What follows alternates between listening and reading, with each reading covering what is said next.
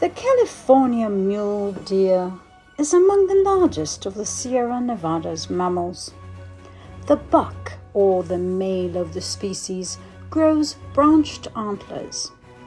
The number of forks or points is dependent on the buck's age, nutrition, and genetics.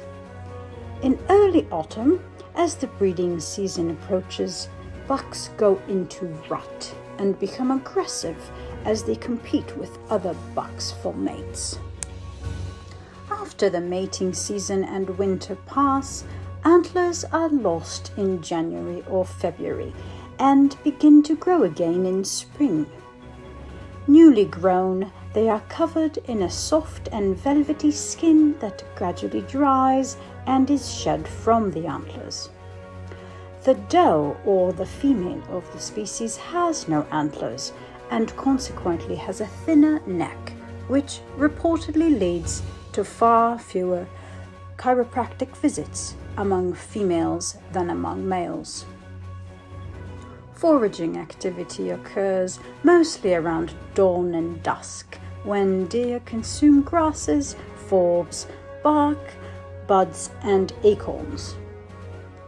Our crew recently got a chance to commune with some friendly deer in the wilderness of Sequoia National Park, where our wildlife biologist, Dr. Venera Hertzfrog, learned more about their dietary preferences. Excuse me, I have some questions to ask you. Which do you prefer, young pine needles or young redwood needles? Do you find oak acorns bitter? And is bitter considered tasty in your culinary tradition? Does deer gastronomy have an umami flavor equivalent? Do you seek a sweet treat after a satisfying meal spent browsing and foraging?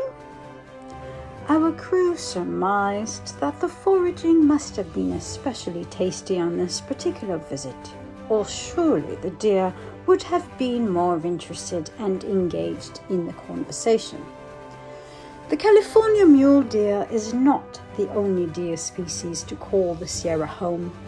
Several of its cousins live across the range, including the Rocky Mountain mule deer and the Colombian black-tailed deer. What is the telltale sign to differentiate the species, you ask? I'll tell you. The telltale way to tell is the tail, which can be almost entirely black, striped, or tipped, like a paintbrush, and that is no tall tale.